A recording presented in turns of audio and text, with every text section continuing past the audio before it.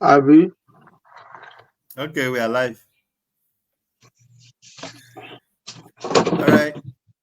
You're welcome, everyone. It's good evening from here. It's Opinion Sharers once again. We apologize. We weren't able to show up last week as we promised. And the reason was because there were some engagements that just couldn't wait. So, in case you expected to see us and didn't see us, I apologize.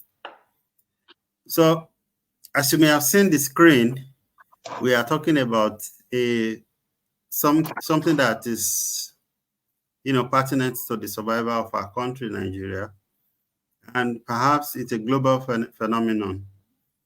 So we're going to be looking at corruption in Nigeria. It's something that I am not proud of, but we have to talk about it. It is what it is. So I want to welcome my guests in the house this evening. So let's start with Timileyin. Okay, let's start with Timileyin. Hopefully, Tunde would have settled down in a few minutes. And while Timileyin introduces himself, let's go to Facebook and quickly share. Since we are using a free platform for now for streaming, we are only live to Facebook. So Timileyin, please quickly introduce yourself. Yeah, thank you so much for having me. My name is Timileyin Ogutuyaki. That should be all. Okay, Village Boy. Yeah, it's good to be back again. I am the village boy. Okay. Are you there, Tunde? Yeah, good evening, everybody. It's good to be back again. My name is Babatunde Aladi Okom. Okay.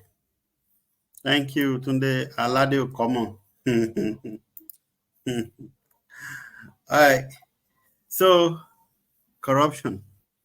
All right. Like I said earlier, I said it's a significant, it's a phenomenon, and something that is somehow embarrassing.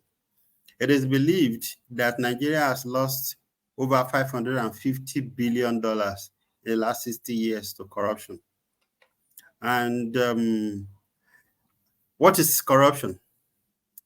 It is believed that it includes not only bribery, but also embezzlement, which is misappropriation or misuse of fund. It includes fraud, dishonesty, scam, and other form of illicit activities that undermine integrity and public trust. So, having done a little bit of that introduction, I want us to start from the beginning and look at our country, Nigeria. Perhaps Village Boy would be able to give us a context, being an historian, and is our Baba Saleh. So we'll be able to give us a little bit of insight into origin of corruption in Nigeria, if there's anything like that. Village Boy, please. Well, thank you very much. Please let us go and share the slides on Facebook especially. All right, sir. Thank you very much for having me again. When we talk about origin of corruption, corruption does not originate from Nigeria. I think we should be very clear about that. If you even read your Bible very well, you will see that the issue of corruption has been there during the Bible time. So much that when people came to John the Baptist, he asked to warn them about corruption and all that. So having said that, like you rightly said, corruption is about a form of dishonesty, criminal offense, which is undertaken by a person or organization which is entrusted with a position of authority in order to acquire illicit benefits or abuse power for personal gain. This is Wikipedia definition of corruption. And when you look at this, corruption is as old as humanity. right from the time the Garden of Eden, if you want to go back to the biblical history, being deceived. If was deceived, then she also manipulated Adam and that. So corruption has always been there. Even the old concept of colonialism is about corruption, where people are induced with gunpowder, with mirror to to secede land, to seize authority onto them. Slave trade is about corruption, where people were induced with umbrella, with other things to sell their brothers and to their sisters into slavery. So corruption has always been there. Of course, the corruption in Nigeria in recent times has assumed some level of wickedness, whereby the concept of common goods have been, kind of eroded, because people no longer care. No, we are no longer um, we dropped the concept of good neighborliness. We are no longer our brother keepers. So that is the origin of corruption. Corruption was there during the colonial time, whereby the constabulary, even before the colonial time, where the MSS, that's the king servant and soldiers and army, they take bribe, they take tubers of yam, they took sometimes they took somebody's wife and all that. So corruption is as long as humanity. So it's just like in Nigeria for some time now, it seems to have been institutionalized. So, and that is why it has kind of become worrisome. And of course, we have used corruption very loosely. I remember those days in Ekiti when a lady or a boy is promiscuous. We said that he or she is corrupt.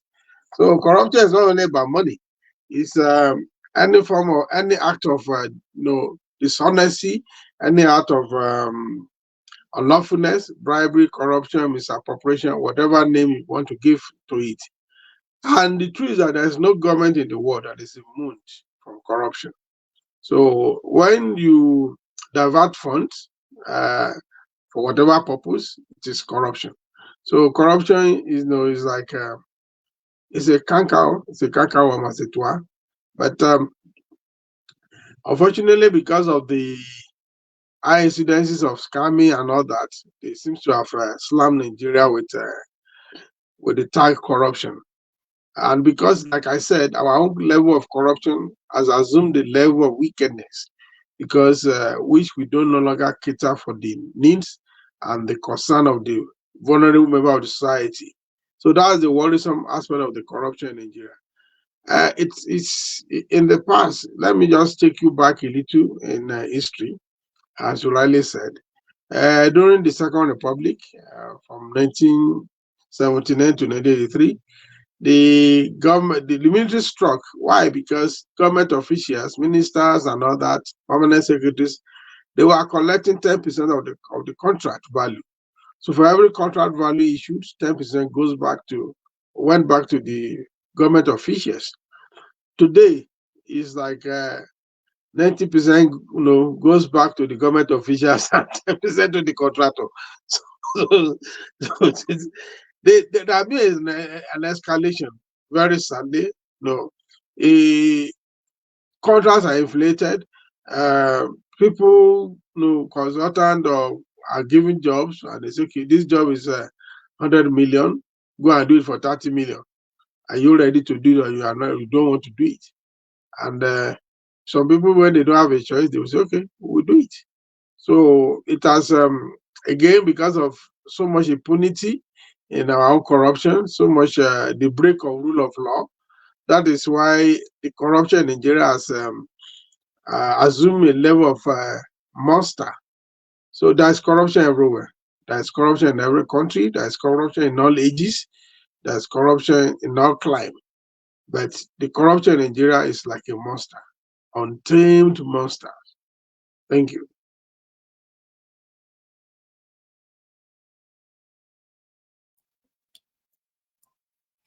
All right, sir. Thank you very much for those insights and a little bit of dive into the history.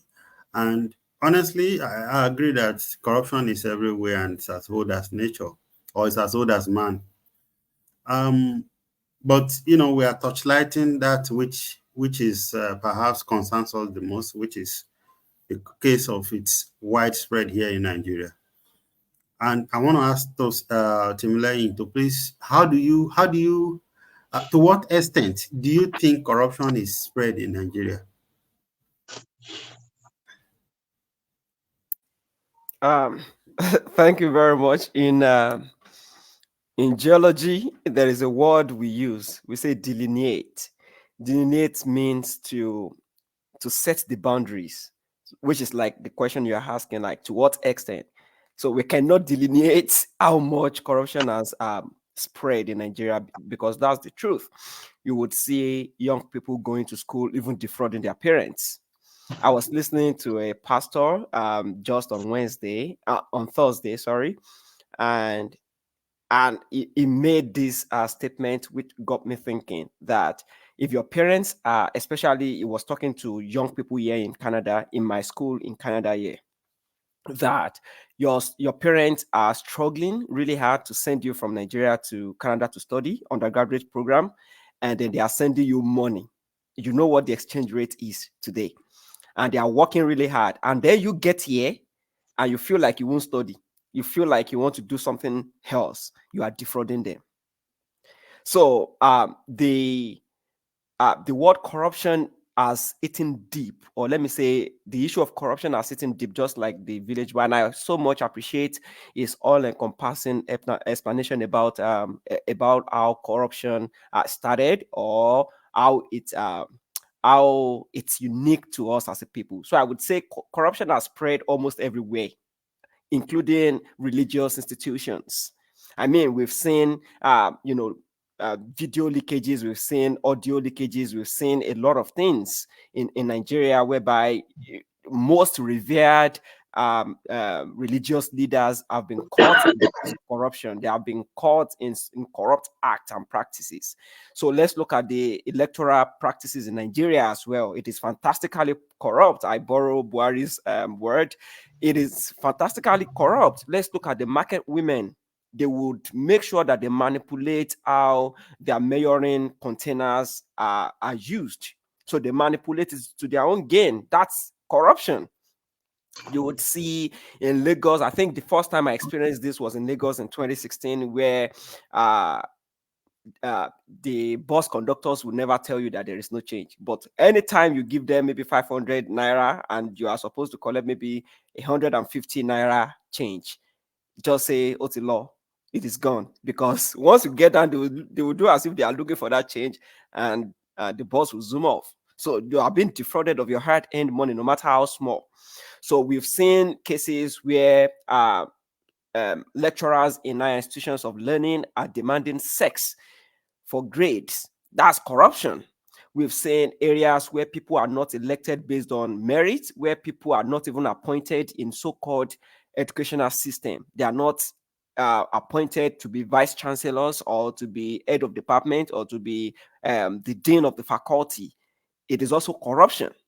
It is corruption for any lecturer or teacher to collect money from a student so that the student can pass.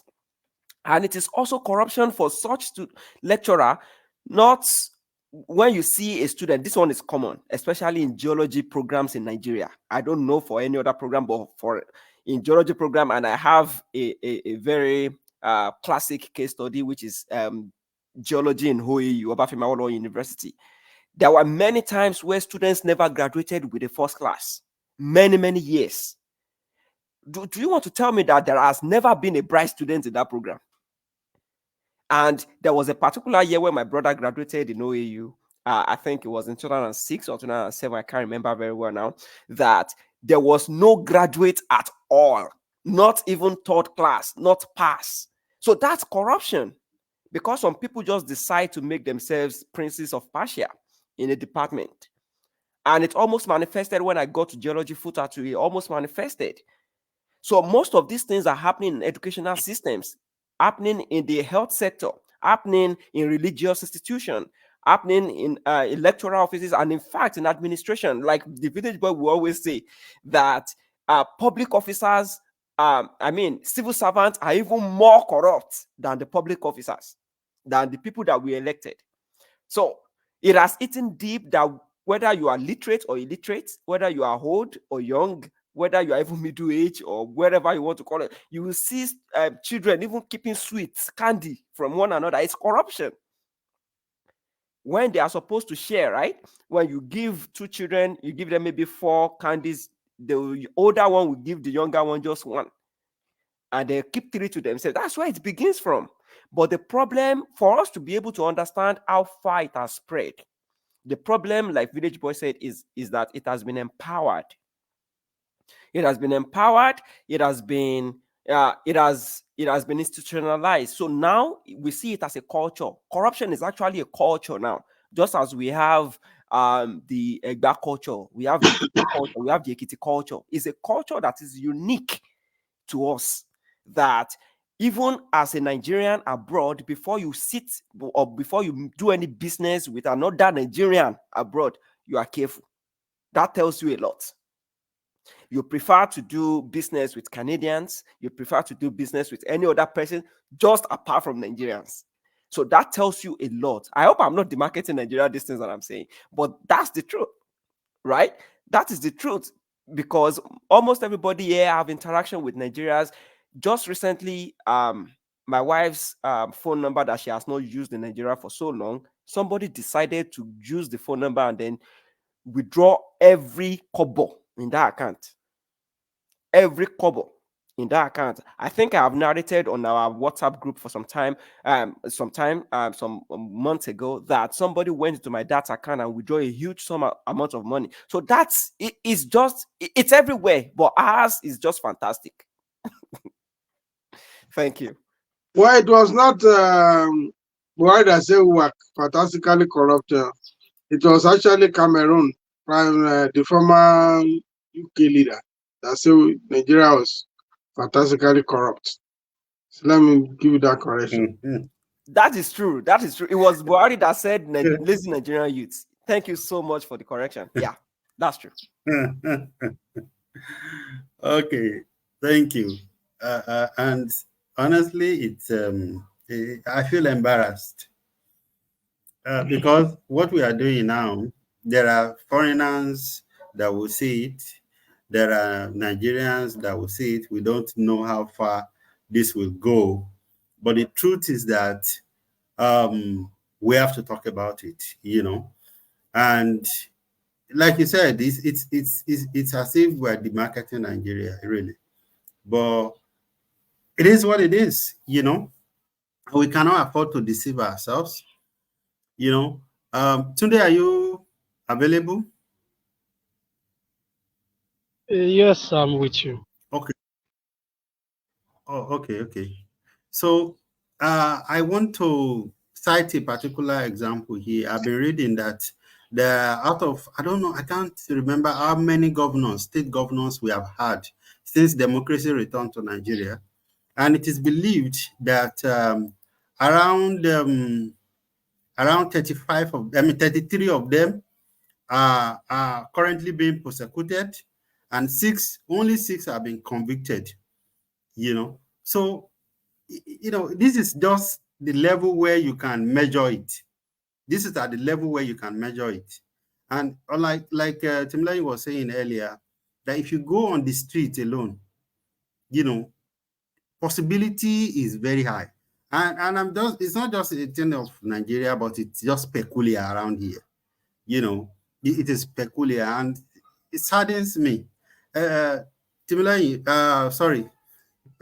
I'm almost jittering because of this. Tunde, what's your opinion regarding these governors? Yes, once again, let me say I'm deeply humbled and to be back on this platform, and indeed to see all of our faces again. Before I go into that, let me quickly say that in our elementary geography, economics, and other social science related courses, subjects like that, we know that one of the side effects of overpopulation, one of the negative impact of overpopulation is what we call corruption. So, uh, no matter how we want to define it on this platform and on other platforms, when we are relating corruption to the issue of Nigeria and our government, we'll be right to always say that it's a very big and wide conversation when it comes to the issue of Nigeria and Africa as a whole. Um, they said where there is no law, there is no sin. And kings are ordained, appointed in places, in regions and territories to be custodians of laws and rules.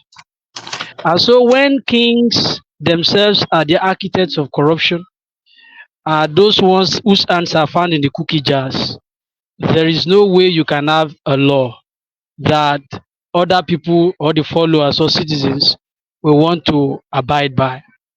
Therefore, in the issue of Nigeria, uh, we have a law. Many have argued so many times that our laws are not strong enough. Why so many senior advocates have as well argued that it's not matter of our laws. We have laws that if we keep by the little laws we have, is enough to give us a very good and better society. But we have problem with those that are charged with the responsibilities of keeping these laws. Let me quickly uh, chip in this. In the book of Romans, I think chapter 13 of it, Paul was talking about the how leaders. No, he said there is no authority that be without the knowing of God, and he continued by saying, "Pay due to whom due is due, custom to whom custom is due," and he continued by saying that these individuals, we must obey them and respect them because they are not bearing the sword in vain. They were given the responsibility. God also give that mandate to them to bear those sword on behalf of the people, to keep them safe, to keep life and property secured. Now, when these individuals are corrupt, or the process that bring them into government is very corrupt, not straightforward, then there is no way you expect them to dispense justice and equity. And that is the situation of what we have playing around here in Nigeria. And if we do not do very fast and work on it, the processes that bring these our leaders into government, it will just be like we are fighting a big monster dragon that we will never be able to overpower. So from state to state, even right from local government, right from homes, we have men who go into marriages that they are not prepared for. We have men and women bearing children that they do not prepare, they don't have any plan for them. We have people going into courses in universities, courses that they don't have any plan for. We have people claiming paying for certificates to get a certificate that they cannot even vouch. They themselves, they are not competent of practicing it. And in fact, maybe I should just put this one in there before I drop on this. I'm coming from a training now, and I needed a certificate to show for the training, an international certificate to show for the training. But do you know what the trainer said? He called me aside and he said, "This is what this thing is going to cost you. I will guide you. I'll give you course material, and at the same time, I also write for students who just feel that they cannot write it." Just now this afternoon, and as I walk past through Ikeja down to Obanikoro, at least nothing less than 4 5 places, I met little children with between the ages of 3 and 10 begging for money, and they have parents somewhere hiding somewhere, telling them, teaching them to go out there and collect money. These are all imprints of corruption all around us. And I want to put it onto our leaders that the processes that bring them into authority, that process is what we are having issues with. And that process, if it is not clear enough for everybody to compete freely, there is no way you still have more than enough governors, more than enough presidents and ministers, former ministers in EFCC net to answer queries and questions concerning corruption. So let me stop there.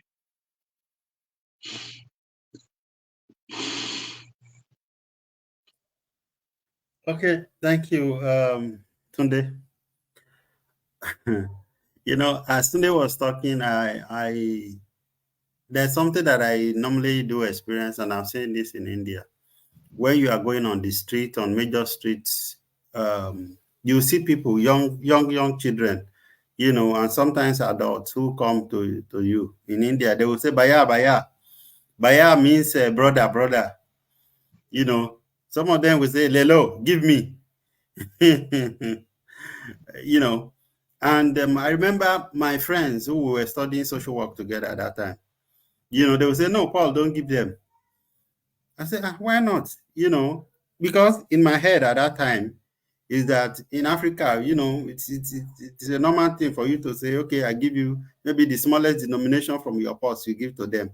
Because in your head, as you have been religiously, socialized, we believe that, okay, when you give to other people, it come back to you. So when you give to them, God also bless you.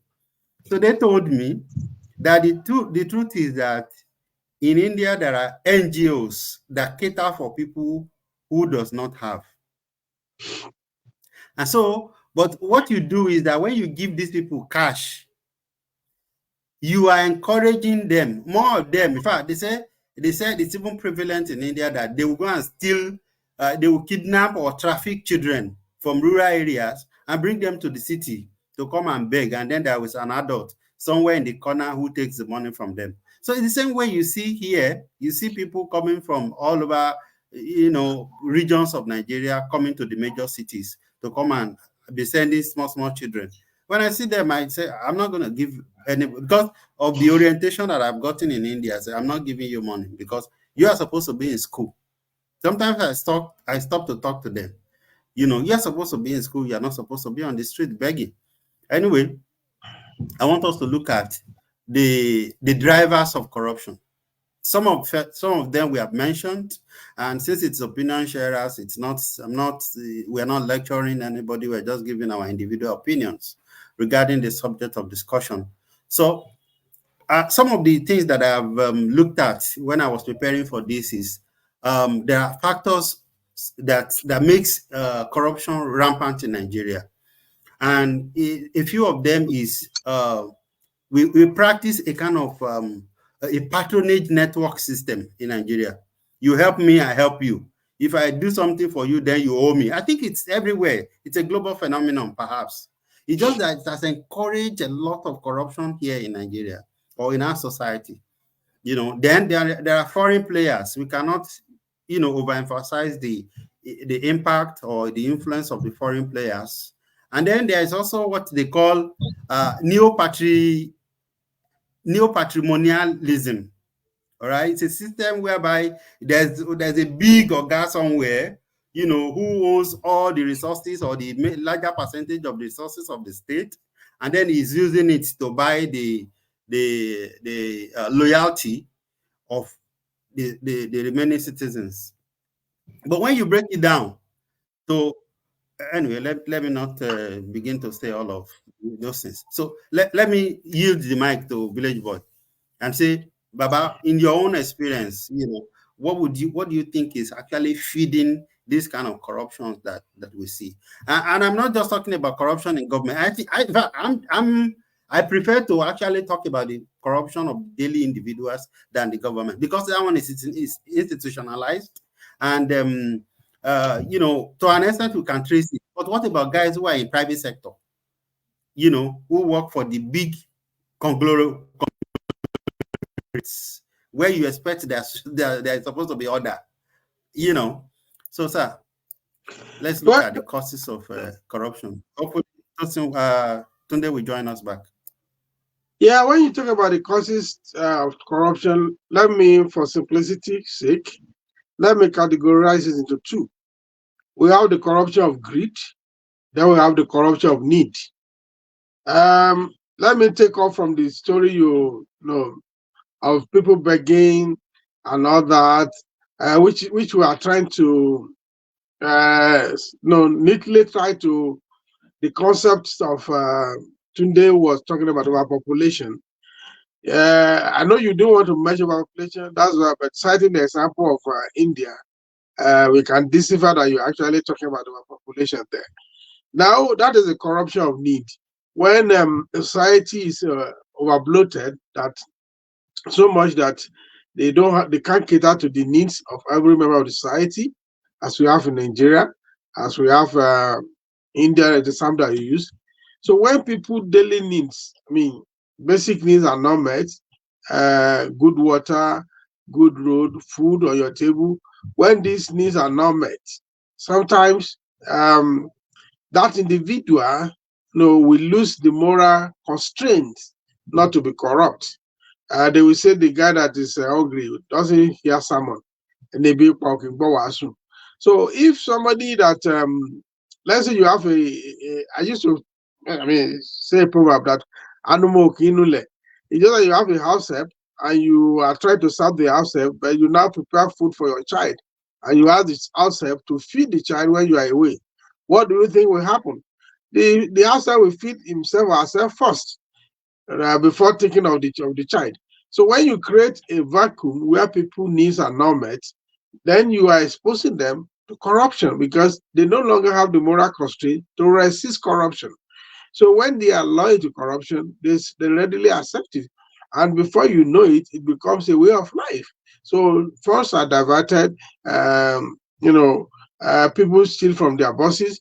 I've used an example, maybe one of my YouTube channel, where an employee who was managing maybe code room where they were generating close to $1 million every week, and they are paying this person like 15,000 per month. So the person decided to help himself.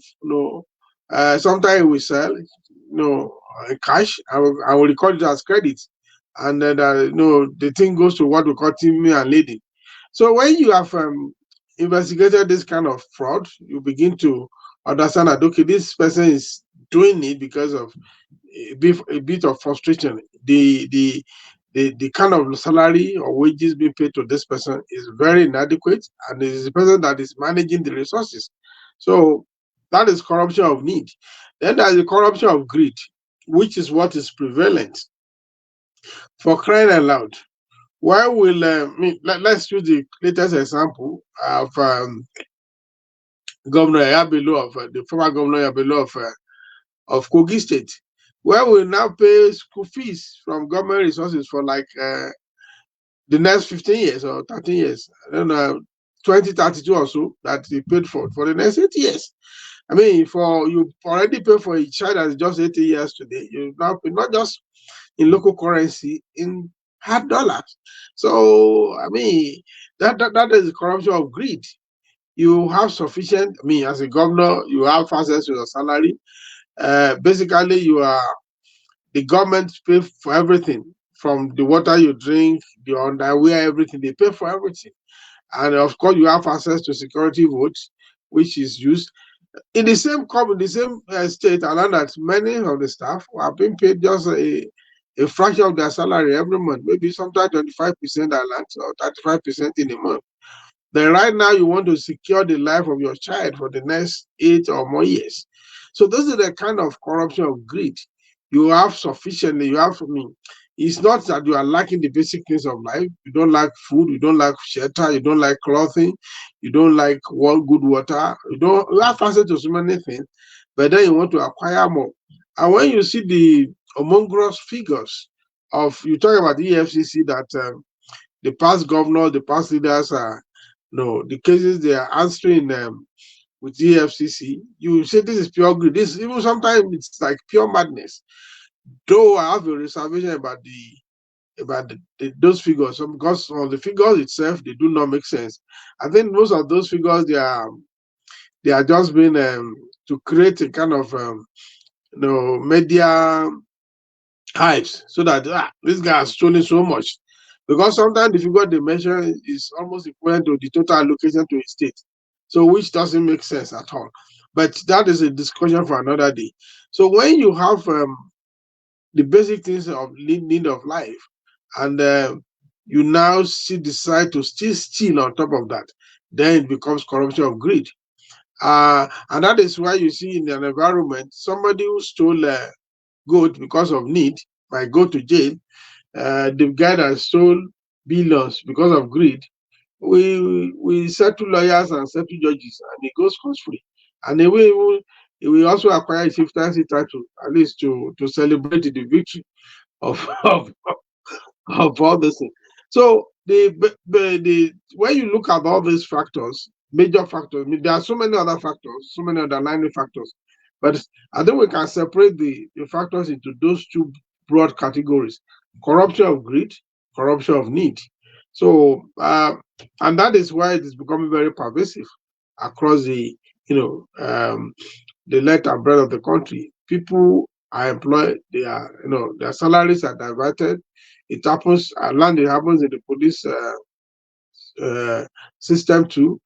I learned that most of Nigerian policemen, only those of lower ranks, they have to buy their own uniform. Meanwhile, there are budgets for all these things, and that budget are not returned to the treasury. That budget are expended. So who is spending them? So yeah, so those are the basic issues and categorization I want to say: corruption of greed, corruption of need. It seems I hope corruption has not happened to Paul. He's out. Yeah, thank you so much for simplifying. I know sometimes it's very challenging to simplify things like this, but making it into those two categories like of need and of greed. And I actually, if not that Mr. Paul is out of the platform now, I actually wanted to attack him because he said the corruption that is being practiced, the corruption that is being Don't attack me, Timileyin. I'm attacking you, sir. Please go ahead and attack him. I'm in the process. I support you. He said the corruption that is he doesn't want to discuss the corruption that the public officers or the politicians or people in government, because theirs are traceable. But the people that no, that's not what I mean literally. But that's what what I mean literally. Okay? That's what I heard. Yes. Yeah, because yes. The truth is the truth is the people that are in these offices, public offices, they have a responsibility, even though every citizen has a responsibility of honesty, of diligence, of serving faithfully within the country. But the point is, these politicians have an added layer of responsibility, and they have to be held accountable. Another thing is they have some level of access to the Commonwealth. This man that is just that is corrupt because of need, he doesn't have access to a lot, and that is the truth. For instance, there was a time I was about to get into the Polytechnic in 2010, and this lady, the admissions officer at Federal Polytechnic, I would never forget. She told me, "Well, this your score. Where were you when other candidates are coming?" I said, "But I thought once you pass, you will enter." She said, "It doesn't work that way." So that in itself is corruption. And then she went on to say the Olagusoyo Ilola, it was the governor at that time. Unfortunately, 2010, I think before the end of 2010, it was ousted. But the point is, he said that the list, the extra list they have now, there were about 20 lists. She said Olagusoyo Ilola had 18 candidates already. And she said, me too, I have family, I have friends, I have members in church, I have this, I have that. So where is my stand? Me that got more than 15% over the cutoff for my department. What is my fate? Because of corruption, I was almost losing that admission. Almost. Now, would you now blame somebody who has a member or a registrar of an institution in his church and decides to go to him that, "Please, my son, or top say the son pass, he pass," he will still go and say, "Hey, registrar, please help me." It is corruption, right? But it is out of need. It is different from somebody that scored 15%, but just by the advice of the governor, is being admitted. That's an abuse of power. And these are the things we must talk about. See, it is important for us to recognize that in the informal sector or even in the private let me pause you there, Timmy, so that we don't misinform the public. Yes, That's what we call the discretionary power or the residual power, the residual privilege that is given. Just like even in any institution, you have the VC list, you have all this list. But the treasure is the only thing that if it is done in moderation, it is not a problem. But when it is abused, where it is a problem. But that discretionary authority or privilege is always there. Just like in most organizations, that's what we call complementary products. I remember when I worked in a newspaper, there are people every day we supply them newspaper free, complimentary.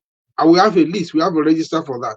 So it is not out of place to reserve something for people like that, given their privileged position.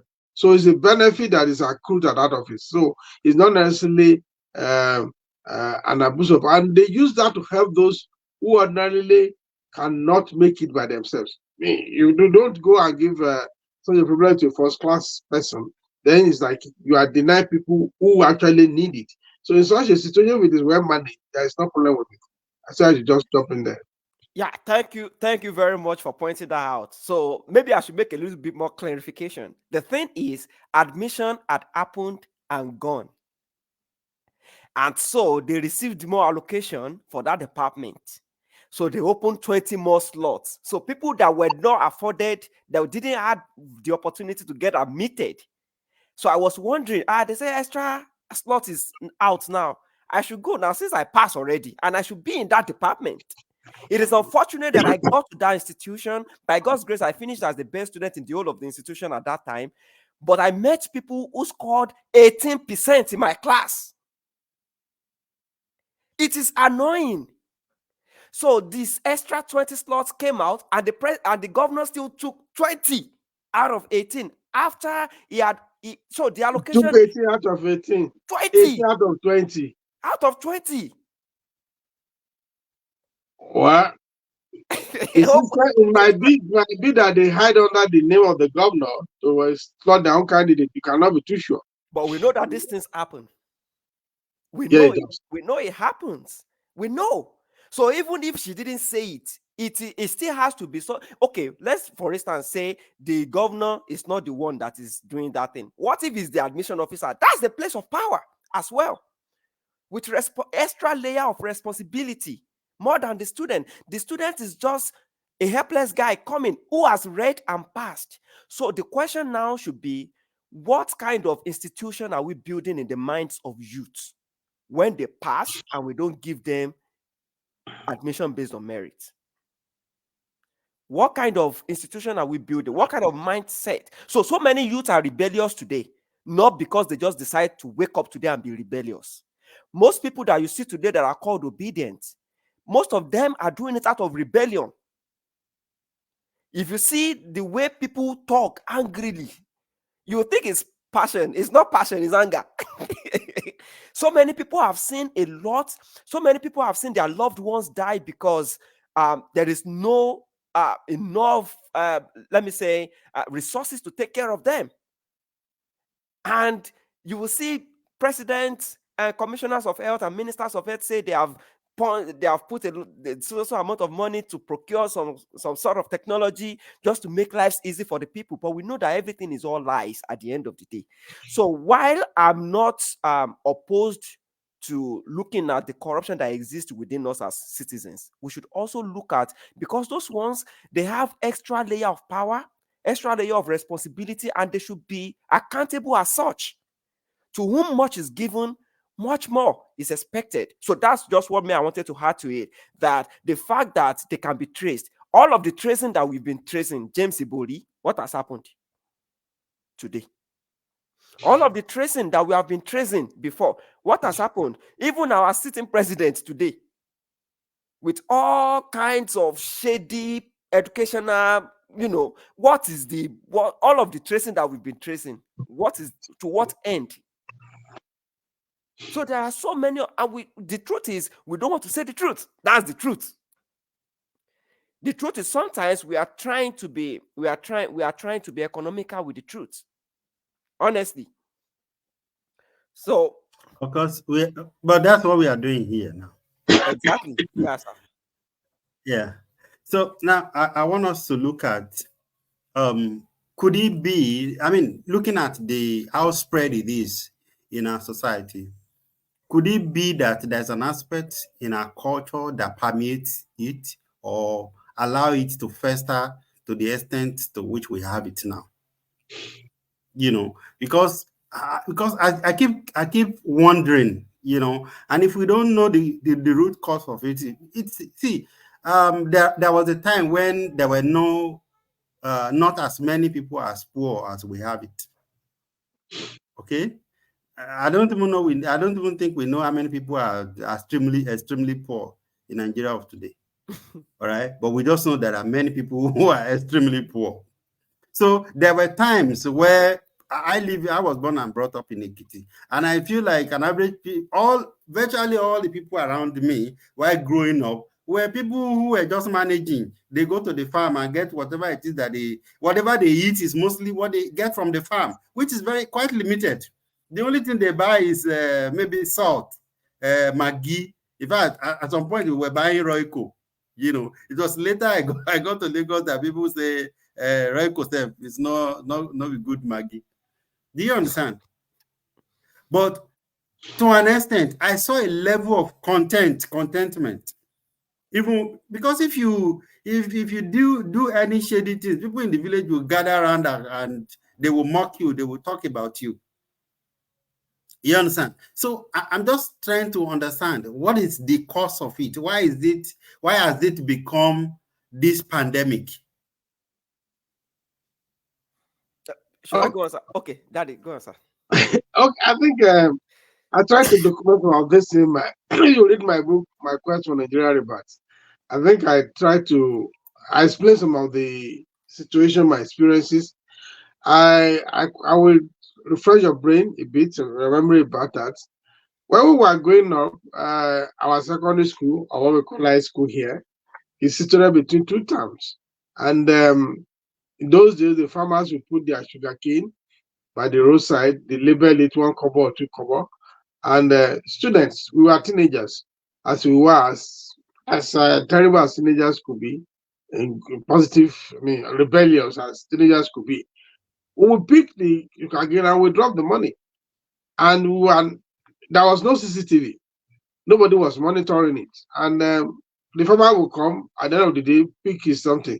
The same thing with 2 bags of yam, plantain, cassava, they label it, and people will come. They pick it, they drop the money. Nobody was monitoring them. And there was no stealing. And there have been some aberration. In every student, there will be aberration. But when a student try to do that, the student is caught. I will give the student some kind of jungle justice. Not killing the child. What we do, we wait till the after closing of school. We will take shrubs and this, and we flog the child, the student, to his father's house to know that this your son, this your Muslim boy, his brother will do that mainly. Stole sugarcane on the way to school. So I mean, that was that check and balances. I was coming from I was traveling from Ede to Lagos in 2000 something, and we stopped by this small village. I wanted to buy oranges, and this woman was, by my estimation, was more than 70-year-old. She was counting this, she was counting it in fives, and I wanted to buy for 2 families. But as she was counting, the auditor in me woke up, and I was monitoring it. I knew something was wrong. I said, when she said she has counted, I said, okay, I want to count this one by one.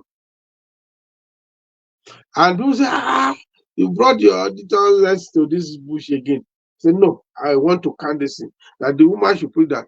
I was counting it. You know what I discovered? She was supposed to have 6 hand, Lema Mefa, which should be ordinarily be 30 pieces, right? 5 times 6, 30 pieces. But what the woman was doing, she will pick 5, drop 4, add another 4, drop 4. So she was, and she was so fast, so there was so much dexterity in doing it that but because the the sharp eyes of auditor that I had the privilege of having, told me that something was wrong. So by the time we counted this thing, instead of having 30, what we had was 25. Because only the last one was complete 5. So the first 5 it was dropping 4. Now, if we had not done that, what would have happened when we get to Lagos? We were supposed to have shared these oranges 15 apiece, right? Let's say I'm the first person that took 15, and the other person would have taken 10. The person would have accused me of shortchanging him or her, because nobody would have thought that that aged person would have done that. So I think there's a gradual decadence because people are no longer bothered about these things. The moral restraint, like I said, got eroded. People are hailed for doing the wrong thing. People who are doing the right thing are being told they are stupid. If you get into office today, you don't steal, they will say you are stupid. We know this in we mean there are instances you see a young councillor, local government councillor, who 3 months before becoming a councillor was negotiating transport fare with Okada, was pricing Okada. I mean, they said riding Okada. Okada said, okay, your money is 100 naira. Say, no, please, can you collect 50 naira? This person get to the office in 6 months, he has built 1 or 2 houses. He has car, and of course, is always available at progressive joint. The same person was negotiating Okada price few months ago, and nobody is asking question. If he goes to church, he will be given a title in the church. If he goes to mosque, he will be given a title in the mosque. In his village, they will give him chieftain title. Student union will give him youth ambassador. So everybody will give him. When Abelo became he said, not too young to rule, everybody was hailing him. And the guy was busy dealing with everybody. So I think the society went to sleep. We no longer become, we let out our guard. So it becomes a norm, no longer an exception. The first example I gave you when we were going to school, whoever did not drop money was an exception to the rule. It was an aberration, and they were dealt with. But now, when the aberration has become the rule, today in Nigeria, it's no longer a matter of honor, to be honest. In fact, when you are honest, they think you don't know what you are doing. It's those that are not honest that are considered to be very smart. Yes, we talk about the youth, we talk about the youth getting angry, but it's the same, some of these youth who also put pressure on their parents. I've seen parents who say, look, you rather read or pass. I'm not going to influence anything. Do you know some of this thing has broken some hopes? Because the father is insisting that I won't do anything. The mother said, no, this child has been at home for 2 or 3 years, he cannot get admission. You can't continue to say like this. You have to help them. You have to help him. You have to help her. So they put pressure on people who are honest to become dishonest. And if you don't use that pressure, you become an outcast. So it is the moment we no longer penalize for this aberration, we have turned the aberration to the rule, to the normal. We have normalized these aberrations. That is the simple truth.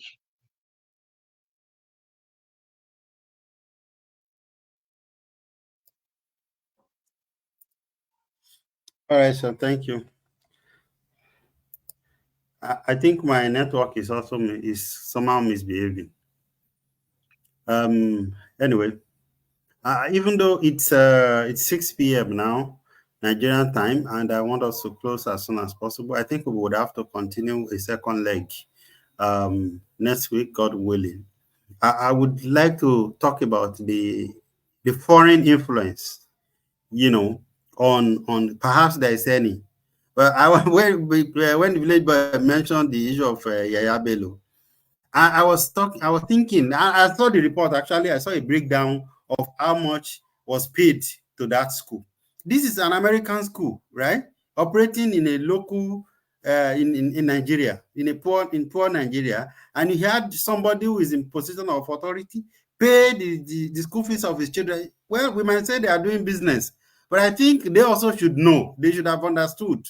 Well, I don't know, but I want to, Timlani, maybe you just have a run around. I'm sure there are some things you want to say, so that we continue next week, because I don't want us to spend more than 1 hour. We've already spent 55 minutes. Thank you very much, sir. I actually had things to say, and I so much appreciate the Village Boys' contributions so far, because it's really been well rounded with his observations and what he's been saying. So he mentioned something that actually struck me, which is checks and balances. In his own case, during that time, it was an exception to steal, and I think to an extent it happened when I was also growing up. But today it's so you will see it's very gradual. So it becomes, when we were growing up, or let me say when your own generation, Mr. Paul, when your generation was growing up, became a little bit worse compared to the Village Boys generation, and ours became a little bit worse. And then you need to see these guys coming up after us. You will realize that things have really gone bad. Like a 16-year-old aiming to drive G-Wagon, you would know that things. Where was I? Where was I 16 years old? Where was I even 20? So there are things that people don't seem to so this issue of checks and balances, the point is that there are no checks and balances even anywhere today anymore.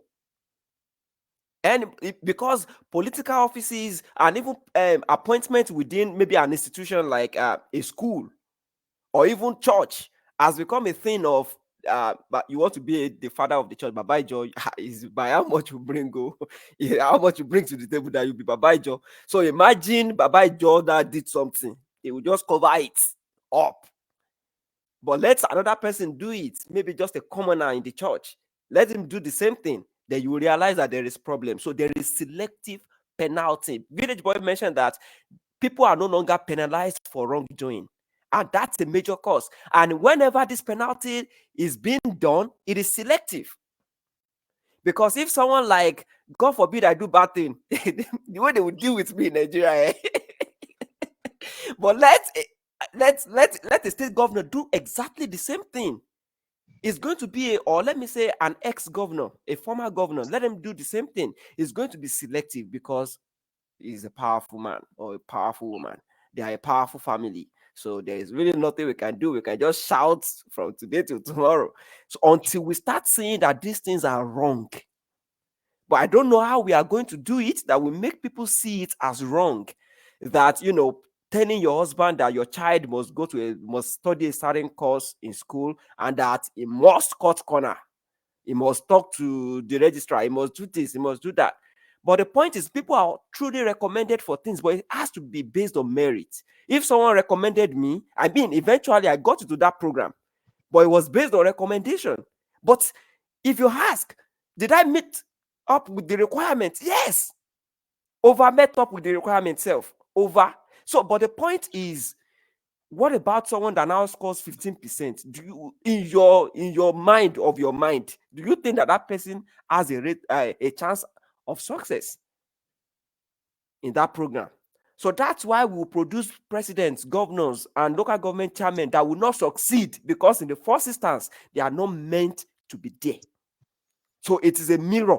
What we see in all those local environments, micro communities, these are the things that actually mirror what is going to happen up there. There is no way you will cut corner without trusting the process and not fail. There is no way. So that's what I want to add to it. Thank you so much. I think I enjoyed this conversation today. Me too. I believe it has been interesting. It's as if we are just spent 20 minutes. Meanwhile, we've spent almost about 1 hour. Yeah, 1 hour now, right now. So I want us to continue from where we're stopping. There are still a lot of other subjects that I think we haven't touched. So maybe some other guys some of our guys would be available next week. So I believe that it will be packed with a lot of engagement. I have enjoyed this, even though I initially was feeling very, very uncomfortable to discuss that.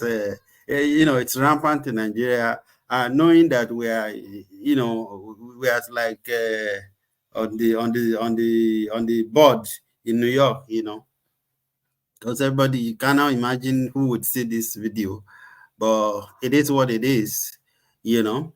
I pray that God will heal us if we are sick, because it seems like some kind of sickness, some kind of disease, that has infested us from the leaders down to the followers and even the smallest of the society. It's crazy, and honestly, I have nothing against holding our leaders accountable. We need to hold them accountable, and that's why we are here, to do justice to all of that.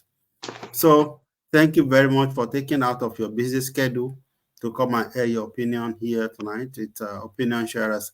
So Village Boy, in less than 1 minute, can you please give your parting words? Yeah, you asked a question. Maybe we are going to be discussing that next week.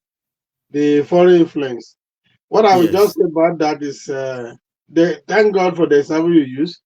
Is what we call the local balance. Olegba, the thief, and another team collected it.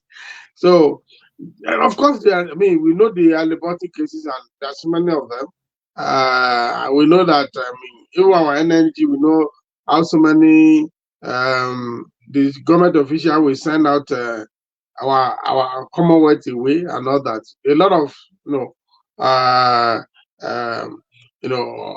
unethical practices, that the foreign agents introduce us to us, or foreign business people to introduce to us. Yes, they play a lot of role in this. So they are collaborators. So no doubt about that. Yeah, it's a broad subject. It's good. We'll continue next week, and we see how we can define it. We can also break that two categories. We can break it into various elements of it. I think we should endeavor to do that. So how do we? So which one can we tackle? Which one can we not? Because we're not able to tackle the two at the same time. There are things that. Which one are you talking about? The corruption of greed and corruption of need. So okay, how can we solve? Because if we don't separate them and we are looking for solution, we might be running, driving roundabout. So I think we should look at how can we resolve first corruption of need. So that one, I think, that is why the thing has spread across all strata of the society. That is why today now, if you, you are licking something, you are eating in pot, somebody will swallow meat and everybody will be looking for it.